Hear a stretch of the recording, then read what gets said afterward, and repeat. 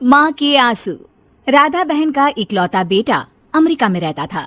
एक दिन राधा बहन का किराएदार कहता है, अरे माँ जी अकेली बैठी रहती हैं, बेटे के पास क्यों नहीं चली जाती? अरे कैसे चली जाऊं, नई नई शादी हुई है, अभी तो थोड़ा बहू के साथ समय बिताएगा, तभी तो दोनों के बीच समझ बढ़ेगी ना। अरे कैसी बात कर रही है माँ जी, समझ बढ़ाने के लिए 5 साल काफी होते हैं। 5 साल की शादी को कोई नई शादी नहीं कहता। हाँ वो तो है, आया था पिछले साल उसका फोन, पूछ रहा था कैसी हो, पर अब तो काफी साल हो गए, कोई फोन भी नहीं आता। तभी फोन की बेल बजती है। लो 100 साल की उम्र है, आ गया मेरे मयंक का फोन। अच्छा कैसे पता कि ये फोन उसी का है?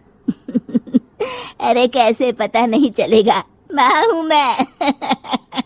अरे रहने दो माँ जी, 1 साल से जिसका फोन नहीं आएगा वो अब क्या करेगा?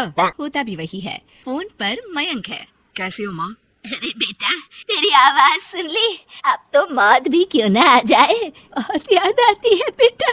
माँ मैं वो ऑफिस में था। अच्छा माँ, वो रीना बोल रही थी कि तुम अकेली रहती हो इंडिया में, वो ठीक नहीं है। अब बुजुर्ग भी तो हो रही हो, अकेले पकाना खिलाना, वो चाह रही है कि अब तुम यहीं आ जाओ, हम लोग साथ रहते हैं ना। राधा बहन की आंख से पानी गिरने लगता है, वो कुछ नहीं बोल पाती।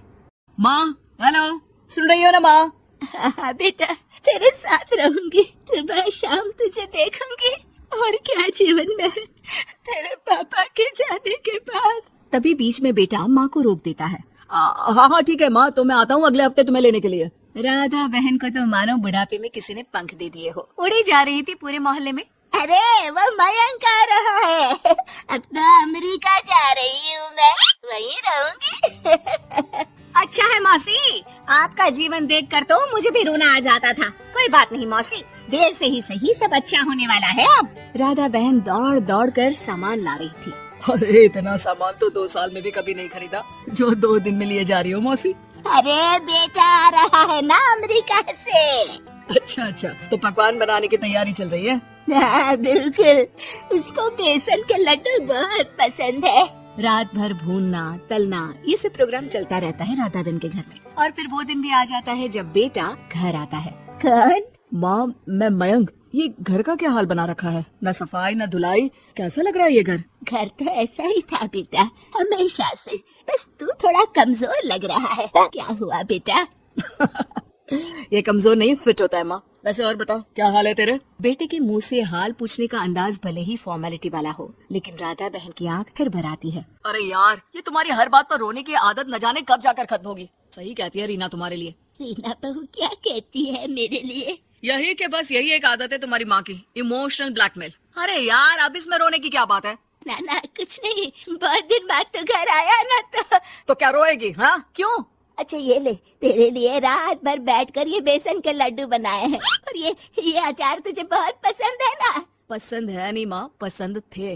अब तो फिटनेस के लिए ये सारी फालतू चीजें मैं खाता भी नहीं हूँ। ये फालतू चीजें खाकर ही तो तू बड़ा हुआ है बेटा। अब रहने दे माँ, क्या क्या खिलाकर बड़ा क्या है, मुंह मत खुलवा। कौन देशी घी में शक्कर डालकर पराठे के साथ खाता है? वो तो तुझे पसंद थे ना बेटा, तभी तो बनाती थी, नहीं बनाती थी तो रोता था तू। अरे तो रोने देती ना माँ, अब सारी समस्या उसी खाने से है शरीर में। वो तो भला हो रीना का जो हेल्दी डाइट देकर सब मेंटेन कर रही है। राधा बहन बेटे की आने की खुशी में इतनी दीवानी थी कि उसे बेटे के बात का अंदाज और लहजा समझ में नहीं आ रहा था। अच्छा रुक, पालक वाली दाल बना देती हूँ। रहने दे माँ, मैं होटल से ऑर्डर कर देता हूँ। इतने साल बाद होटल का खाना, माँ के खाने की याद नहीं आती थी। अरे माँ फिर इमोशनल डायलॉग, प्लीज माँ। अच्छा सुन, बहुत कम वक्त है हम लोगों के पास, जल्दी जल्दी सारी पैकिंग कर ले। और हाँ, इस घर को बेचना होगा। कैसी बात कर रहा है, तेरे पापा और मैंने एक एक पाई जोड़कर इस मकान को बनाया था। हाँ पर तू जा रही है ना, फिर कौन मेंटेन करेगा?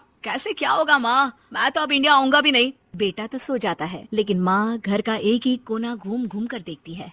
सही बात है, क्यों मोह माया जोड़ रही हूँ मैं इस घर से, आखिर बेटे के साथ रहना ही तो होता है हर माँ बाप को, लेकिन इनकी यादें हर एक कोने में है।